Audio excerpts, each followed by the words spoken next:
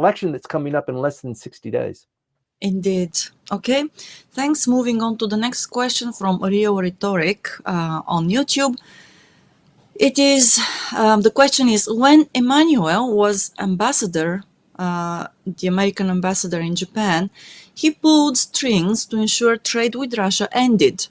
Now that he's gone and the US is resuming trade, will Japan follow suit, or will Japan...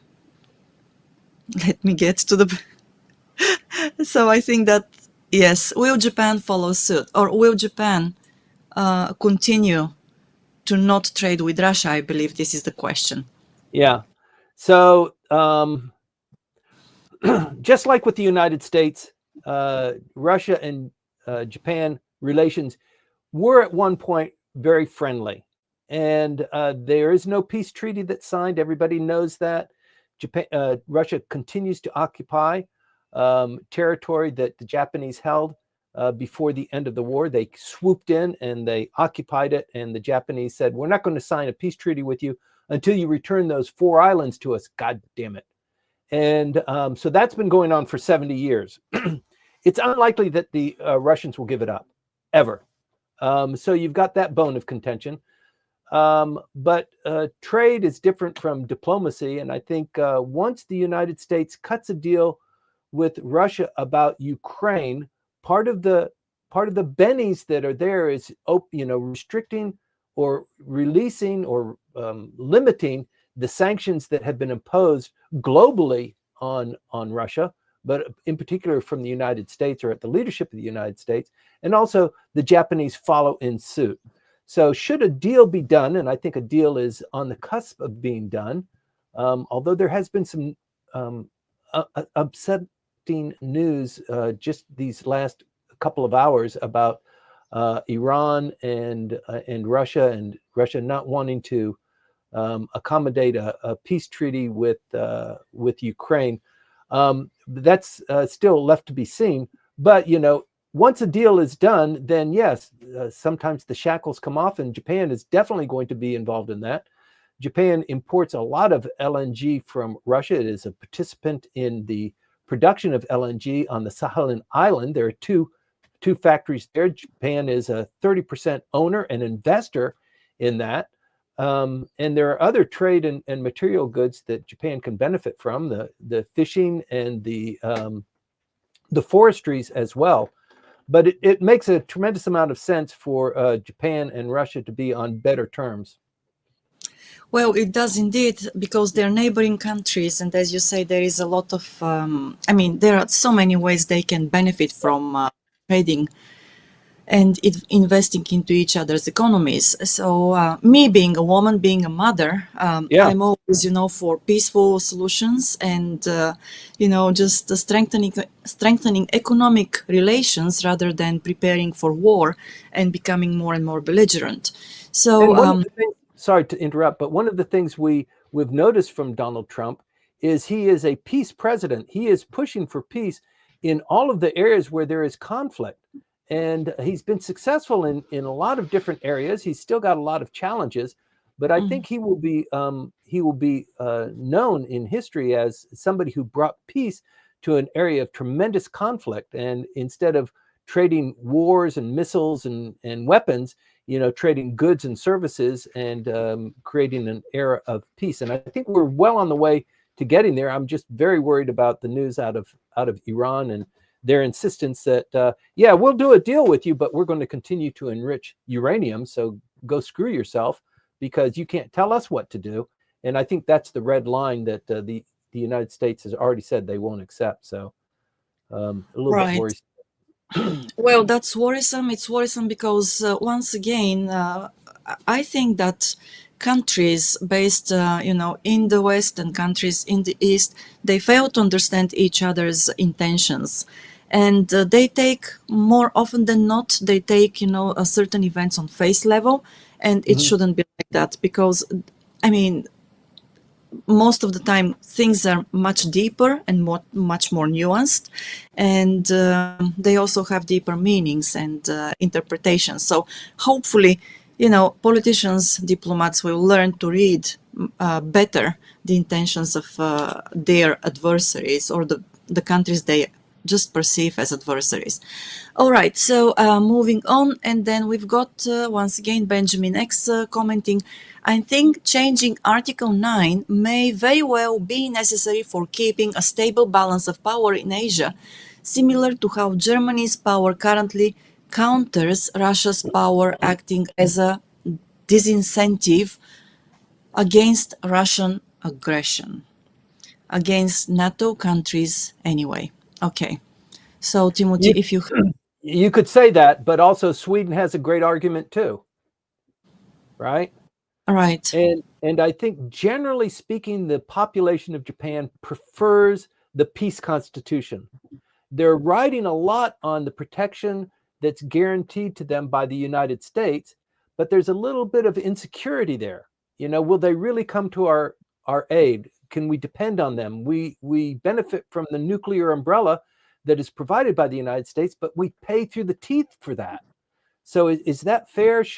Is this era of peace going to diminish our reliance on the United States and allow us to continue with the peace constitution because somehow through other techniques or other geopolitical issues, the threat from North Korea, the threat from Taiwan, the threat from China, the other threats have been so much diminished that we do have free and open trade and people aren't, attacking and capturing land and, maybe some of the territories that are under some sort of a controversy have been settled or just mollified. So there are arguments both ways. I think there are arguments both ways, and one thing that the Western diplomats and politicians fail to understand is that in Japan moves in a different way, and it is very typical of Asian countries. So before they go to war, they strengthen. War is actually the last resort for them, and instead of doing that, they prefer to strengthen economic relations and economic dependencies, and their historical, philosophical, and also let's say cultural reasons for that. And I believe that the sooner Western politicians and diplomats understand that, the better it will be, because we in the West are very belligerent. Once again, we take everything on the face level, and that's not what it is in Asia. Well, the Asians are much more nuanced, and they work better with their neighbors, even when those neighbors come across as aggressive. So in this sense of the word, geopolitically, you will see that Japan, the Japanese government and Japanese businesses have invested and continue to invest a lot in China.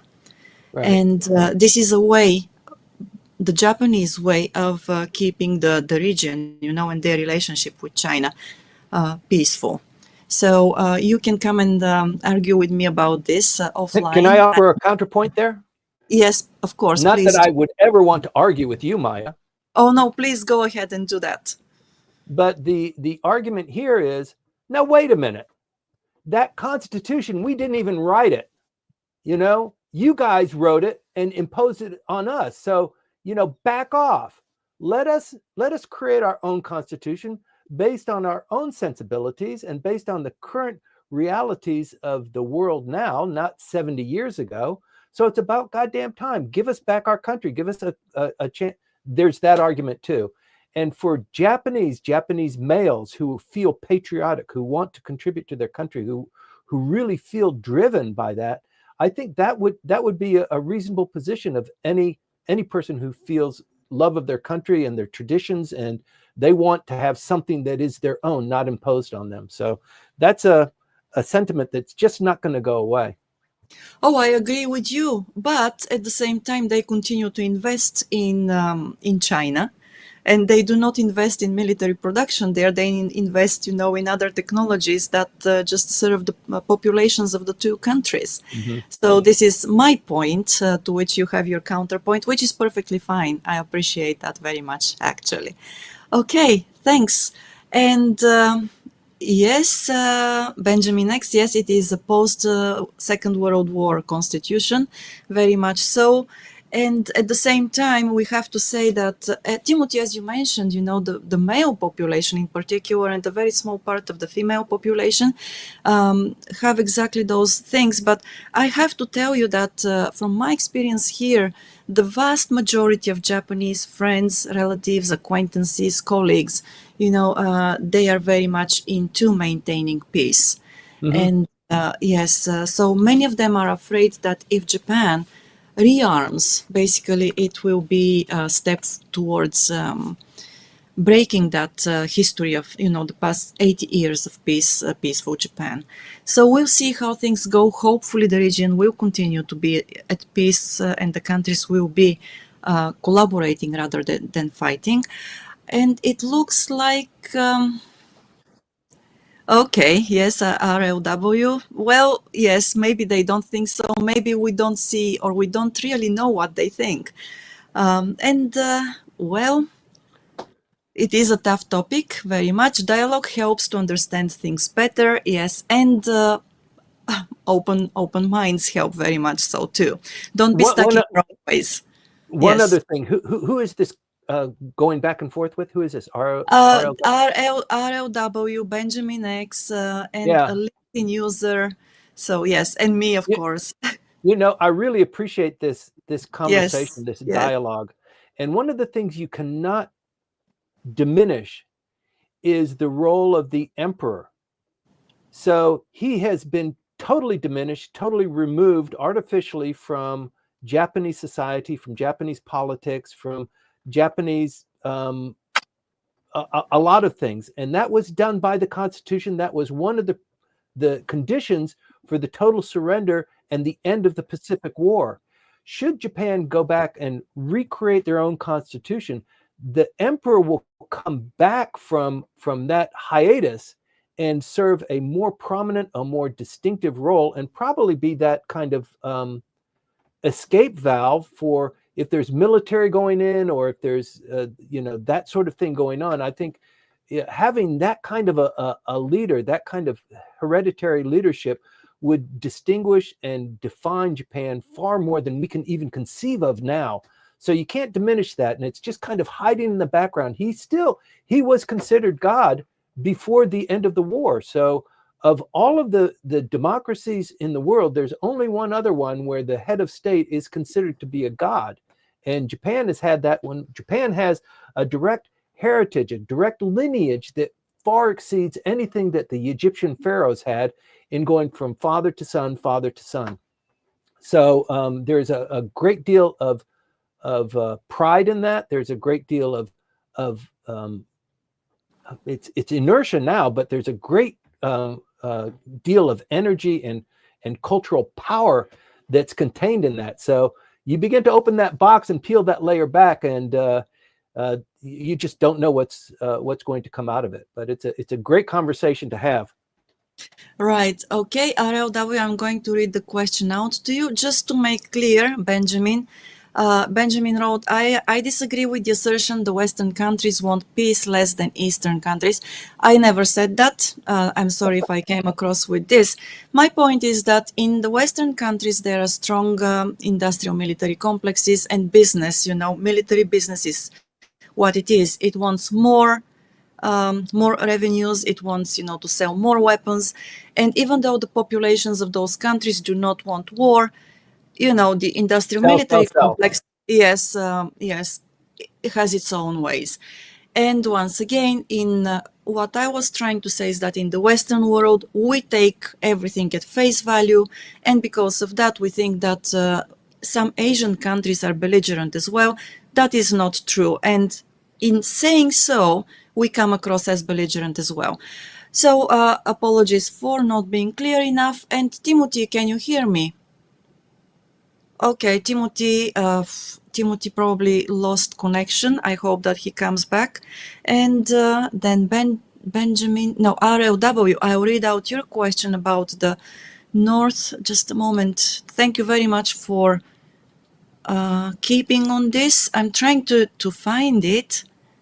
Okay, here. Timothy. Okay, Timothy is coming back, I hope. Yes, I found the question here.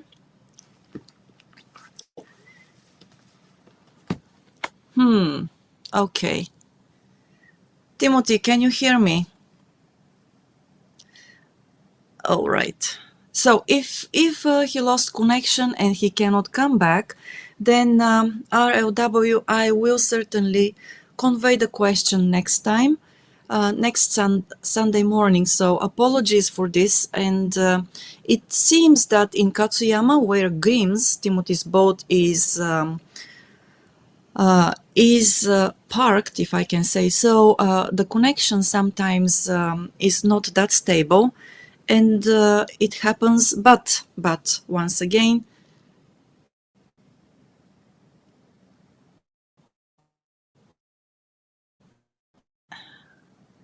okay, yes, thank you very much, Benjamin. Okay, yes, indeed. I think this is a tough question, and we all need to actually understand how other cultures and nations perceive things as well. While, of course, we try to also do the best for our own countries. That's very important. And I am not sure that Timothy will be coming back. It looks like the connection is lost for a while. Again, apologies for this. And again, I will keep your questions in mind and convey them next week. On Sunday, we'll be here at 8:20 in the morning. Please be with us. With this, I want to say once again, thank you very much to our sponsors, Kanachu and Hause. And this will be one last shout out for them for today. To everybody here, have a great weekend.